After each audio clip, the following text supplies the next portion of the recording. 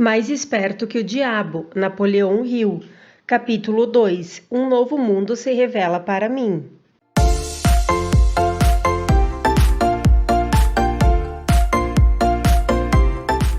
Seja bem-vindo ao canal A Mente Cria Sua Vida. Se você chegou a este vídeo, foi por alguma razão. Então, se você gostar dele, se inscreve no canal e ativa o sininho. Assim você será avisado sempre que postarmos conteúdos novos. Curta, comenta e compartilha. Fique agora com o capítulo 2. Um novo mundo se revela para mim. Obviamente, eu havia passado por uma experiência de renascimento em que todas as formas de medo haviam se afastado de mim. Eu agora tinha coragem de tal maneira que nunca havia experimentado antes. Apesar do fato de ainda não ter sido mostrado para mim como ou de que fonte eu seria capaz de receber os recursos necessários, eu tinha fé inabalável de que o dinheiro estava vindo ao meu alcance. Na verdade, consegui enxergá-lo já em minha posse. Em muito poucas ocasiões na minha vida inteira, pude experimentar tal tipo de fé. Na verdade, era um sentimento indescritível. Não há palavras na língua portuguesa que possam descrevê-lo. Fato que todos aqueles que tiveram experiências similares podem facilmente testemunhar.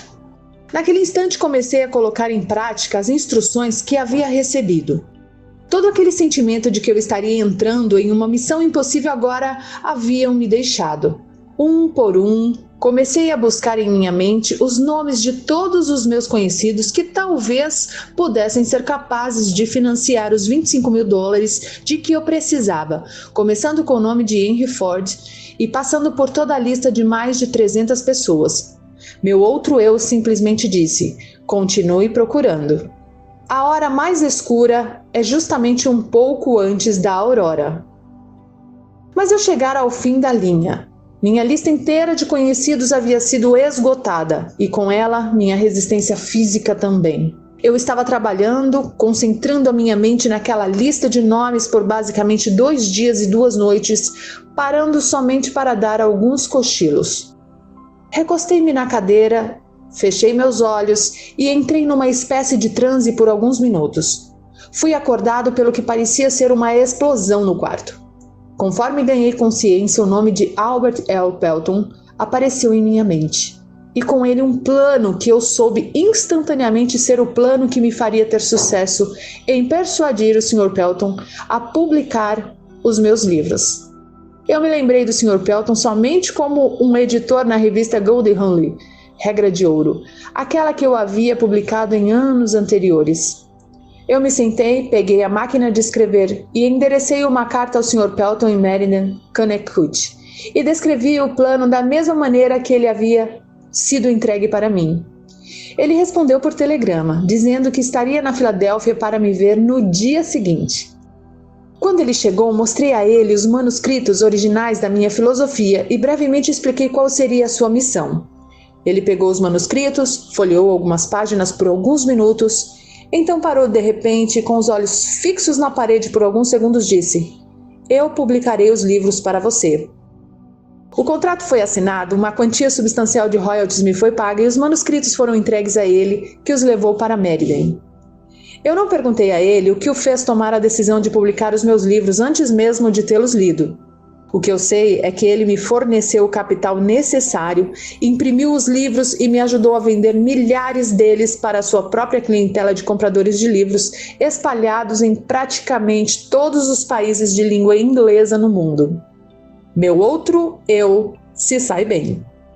3 meses após o dia que o Sr. Pelton me visitou na Filadélfia, um jogo completo com todos os meus livros estava em cima da mesa, bem na minha frente, e minha renda da venda dos livros era grande o suficiente para suprir todas as minhas necessidades. Esses livros agora estão nas mãos de todos os meus estudantes do mundo inteiro. Meu primeiro cheque de royalties referentes à venda dos meus livros alcançou a quantia de $850. No momento em que abri o envelope para apanhar o cheque, meu outro eu disse: sua única limitação é aquela que você impõe em sua própria mente. Não tenho certeza de que eu entenda exatamente o que esse outro eu seja, mas tenho plena convicção de que não há derrota permanente para o homem ou a mulher que o descubra e confie nele. No dia após o Sr. Pelton ter ido me visitar na Filadélfia, o meu outro eu me presenteou com uma ideia que resolveu imediatamente o meu problema financeiro. A ideia que cruzou a minha mente me mostrava que os métodos de venda da indústria automobilística tinham que passar por uma mudança drástica e que os futuros vendedores desta área da indústria teriam que aprender a vender automóveis, em vez de meramente servir de compradores de carros usados, como a maioria estava fazendo na época.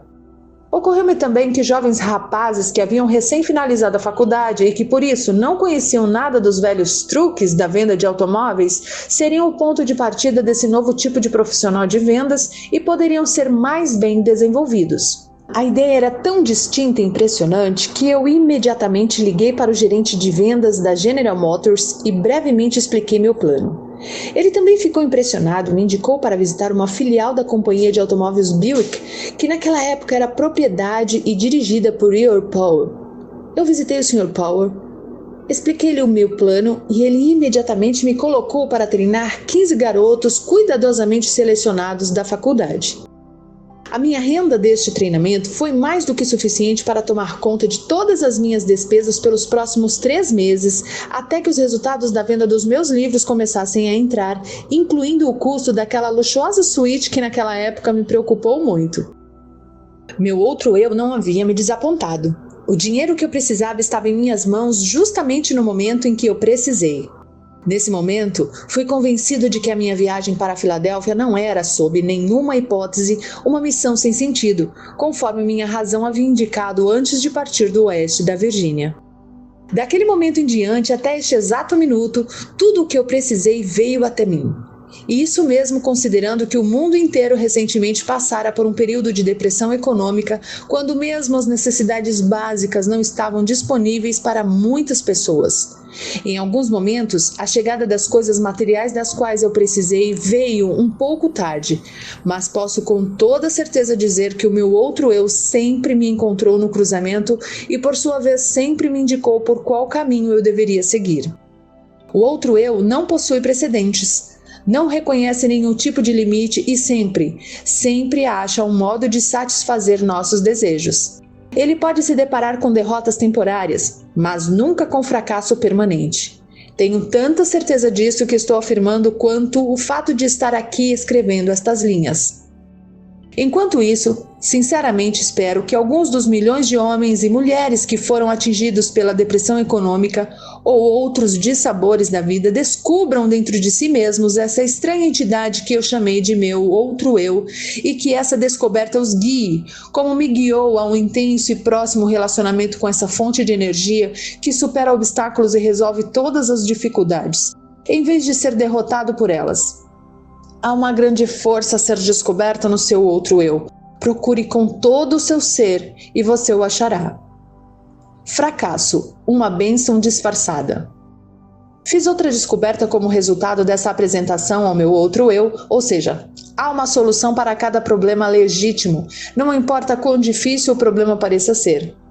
Também descobri que para cada experiência de derrota temporária, para cada fracasso e cada forma de adversidade, existe a semente de um benefício equivalente.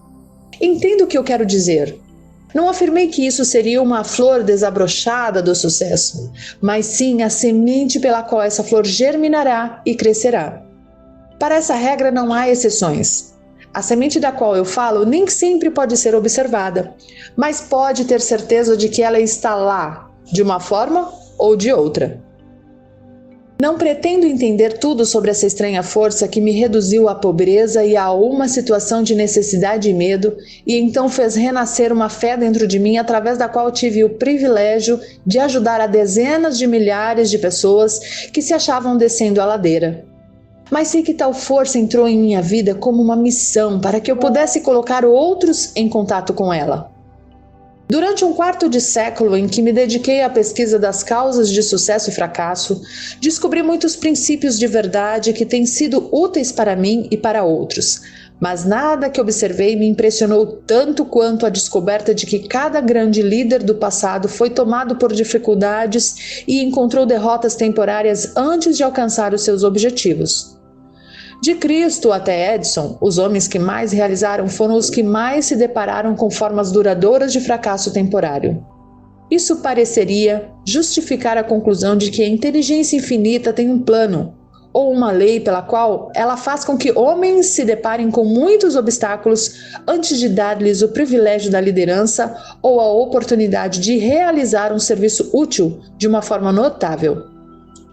Eu não desejaria sujeitar-me novamente às experiências pelas quais passei naquela noite fatídica de véspera de Natal em 1923 e também naquela noite quando caminhei em volta da escola na West Virginia e lutei aquela terrível batalha contra o medo.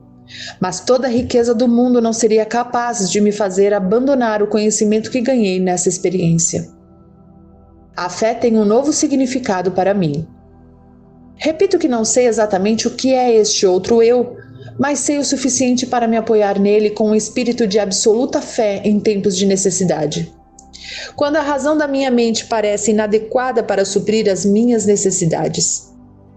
A depressão econômica que começou em 1929 trouxe miséria para milhões de pessoas, mas não devemos esquecer que a experiência também trouxe muitas bênçãos, a começar pelo conhecimento de que há algo infinitamente pior do que ser forçado a trabalhar, que é ser forçado a não trabalhar. De certa forma, essa depressão foi mais uma bênção do que uma maldição, se analisada à luz das mudanças que trouxe para as mentes de todos que foram afetados por ela. O mesmo é verdadeiro para cada experiência que altera os hábitos dos homens e os força a olhar para o seu interior para a solução dos seus problemas. O tempo que passei em reclusão na West Virginia foi, sem sombra de dúvidas, a mais severa das punições da minha vida. Mas a experiência trouxe bênçãos na forma de conhecimentos de que eu precisava e que, de certa forma, mais do que compensaram o sofrimento. Estes dois resultados, o sofrimento e o conhecimento ganho dele, foram inevitáveis. A lei da compensação, a qual Ralph Waldo Emerson tão claramente definiu, fez esse resultado um tanto quanto natural e necessário. O que o futuro pode guardar para mim na forma de desapontamentos, através de derrotas temporárias, com certeza não tenho meios de saber. Mas sei, contudo, que nenhuma experiência do futuro pode possivelmente me atingir tão profundamente quanto aquelas do passado, porque agora tenho acesso ao meu outro eu. Desde que este outro eu tomou conta de mim, venho tendo acesso a um tipo de conhecimento que, por certo, não teria descoberto enquanto a minha antiga entidade, chamada medo, estava no controle. Aprendi que todos aqueles que se deparam com dificuldades que parecem insolúveis podem resolvê-las e, ainda melhor, lidar com elas, se estiverem dispostos a esquecer suas próprias dificuldades e partir para ajudar outras pessoas que porventura estejam passando por dificuldades maiores. O valor de dar antes de tentar conseguir. Tenho plena certeza de que nenhum esforço que nós possamos fazer em prol daqueles que estão em momentos de dificuldade ocorre sem algum tipo de recompensa adequada. Nem sempre a recompensa vem daquelas próprias pessoas para as quais prestamos serviços, mas a mesma virá de uma fonte ou outra. Desconfio seriamente de que nenhum homem pode utilizar-se dos benefícios deste outro eu enquanto estiver impregnado pela ganância e pela avareza, pela inveja e pelo medo. Mas, se eu estiver errado nesta conclusão, ainda tenho a honra de ser aquele que achou paz de espírito e alegria através de um ponto de vista que não estava correto. Eu preferiria, sim, estar errado e feliz a estar certo e infeliz. Mas esse ponto de vista não está errado. Enquanto eu estiver de bem com o meu outro eu, serei capaz de adquirir qualquer coisa material de que precise. Além disso, serei capaz de conquistar felicidade e paz de espírito. O que mais poderia alguém querer? O único motivo que me inspirou a escrever este livro foi um desejo profundo e sincero de ser útil a outros, compartilhando com eles tanto quanto eles estejam preparados para aceitar a fortuna que se tornou minha, no momento em que descobri meu outro eu. Essa riqueza, felizmente, não pode ser medida em termos materiais ou financeiros, porque ela representa muito mais do que isso. Riquezas materiais e financeiras, quando reduzidas aos seus valores líquidos, são mensuráveis em termos de saldos bancários. Saldos bancários não são mais fortes do que bancos. Esta outra forma de riqueza da qual falo é mensurável. não somente em termos de paz de espírito e contentamento, mas da mesma forma como é manifestada naqueles que são adeptos da oração. Quando rezo, meu outro eu ensinou-me a concentrar-me nos meus objetivos e a esquecer do plano que deve ser atingido. Não estou sugerindo que objetos materiais devam ser adquiridos sem planos. O que eu estou dizendo é que o poder que transforma os pensamentos e desejos em realidade tem a sua fonte na infinita inteligência que, por sua vez, conhece mais sobre os planos do que quem está fazendo a oração. Colocando o caso de outra forma, não seria mais inteligente quando em oração confiar na mente universal para nos entregar o plano que melhor se adapte à realização do objetivo da nossa oração? Minha experiência com oração me ensinou que tudo aquilo que resulta de uma oração é um plano que é adequado e adaptado para o atingimento do objetivo da oração através de um meio natural e material. O plano deve ser transmutado através de uma ação de alto esforço. Eu não conheço nada a respeito de qualquer tipo de oração que possa funcionar favoravelmente em uma mente dominada, mesmo que em menor grau, pelo medo. Um novo meio de orar. Desde que me tornei íntimo de meu outro eu, minha forma de orar modificou-se. Eu costumava rezar somente quando encarava dificuldades. Agora, rezo antes da dificuldade, quando possível. Eu agora rezo não mais pelos bens e pelas grandes bênçãos deste mundo, mas para ser merecedor de tudo que já possuo. Acho que este meio de orar é melhor do que o antigo. A inteligência infinita parece não ficar ofendida quando rendo graças e mostro que sou grato por todas as bênçãos que coroaram meus esforços. Fiquei maravilhado quando primeiro tentei este plano de oferecer uma oração de agradecimento por tudo que eu já possuía, pois assim descobri a vasta riqueza de que já dispunha e não apreciava. Por exemplo, descobri que eu tinha um corpo maravilhoso que nunca havia sido seriamente danificado pela doença. Eu contava com uma mente razoavelmente bem equilibrada. Tinha uma imaginação criativa com a qual eu poderia prestar um serviço muito útil para um grande número de pessoas. Eu era abençoado com toda a liberdade que desejava, tanto do corpo quanto da mente. Nutria um desejo ardente de ajudar outros que não tinham a mesma sorte. Descobri que a felicidade, o maior de todos os objetivos do ser humano, era minha de qualquer maneira, com depressão econômica ou sem depressão econômica. Por último, descobri que eu tinha o privilégio de me aproximar da inteligência infinita, tanto com o intuito de agradecer pelo que eu possuía e por iluminar e direcionar meu caminho, quanto para pedir mais bênçãos. Pode ser útil para cada leitor deste livro fazer o inventário de seus ativos intangíveis. Tal inventário pode mostrar que existem ativos que não possuem valor. Alguns sinais que nós subestimamos. O mundo inteiro está passando por um momento de mudanças de tamanhas proporções que milhões de pessoas estão em estado constante de pânico, trazendo junto consigo preocupações, dúvidas, indecisões e, principalmente, medo. Parece-me que agora é o momento certo para todos aqueles que por alguma razão encontram-se naquele cruzamento da dúvida e da incerteza, para que conheçam e se tornem íntimos de seus outros eus. Todos os que desejarem realizar tal tarefa acharão útil tirar uma lição da natureza. A observação mostrará que as estrelas eternas brilham todas as noites nos seus devidos lugares, que o sol continua mandando seus raios de luz e calor, provendo a mãe natureza com abundância de comida e energia, que a água continua a correr da sua nascente na montanha, que os pássaros e os animais selvagens da floresta recebem condições adequadas e satisfatórias de alimento, que após um dia de trabalho vem a noite para descansarmos, que após um movimentado verão vem o inverno de calmaria, que as estações vêm e vão exatamente como faziam antes da crise de 1929 chegar, que na verdade somente as mentes dos homens deixaram de funcionar normalmente. Isso porque os homens preencheram suas mentes com o medo. A observação desses simples fatos da vida cotidiana pode ser muito útil como um ponto de partida para todos aqueles que desejam suplantar o medo pela fé. Não sou um profeta, mas posso, sem falsa modéstia, predizer que todo indivíduo tem o poder de mudar seu estado material ou financeiro, mas primeiro ele ou ela tem que mudar a natureza das suas crenças. Não confunda a palavra crença com a palavra desejo. As duas não são a mesma coisa. Todo mundo é capaz de desejar vantagens financeiras, materiais ou espirituais, mas o elemento fé é a única força verdadeira pela qual um desejo pode ser transformado em uma crença. E por sua vez, a crença transmuta-se em realidade. E é exatamente nesse ponto o momento mais apropriado para chamar a atenção para o real benefício que qualquer um pode experimentar, simplesmente usando de forma deliberada a sua fé focada em qualquer forma de desejo construtivo. A mente age sempre de acordo com nossos desejos mais profundos e dominantes. Não há escapatória desse fato, isso é literalmente um fato. Tenha muito cuidado com o que você deseja de coração, porque, por certo, será seu.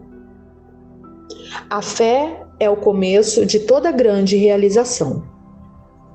Se Thomas Edison tivesse parado, simplesmente desejando conhecer o segredo pelo qual a energia elétrica fazia com que a lâmpada incandescente acendesse, toda a conveniência que as suas descobertas trouxeram para a civilização teria permanecido como segredos da natureza.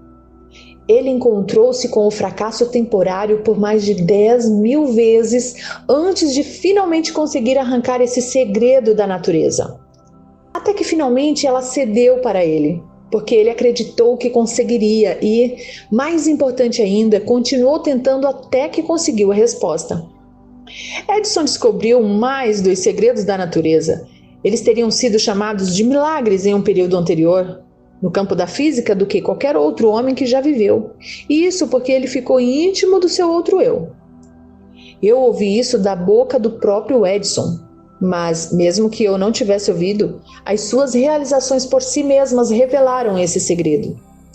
Nada dentro da razão é impossível para o homem ou a mulher que acredita e confia no seu outro eu. Tudo em que um homem ou uma mulher acreditar ser verdadeiro, a partir daquele instante começa a se tornar verdadeiro. Uma oração é uma expressão do pensamento, algumas vezes expresso em palavras audíveis e outras vezes expresso silenciosamente.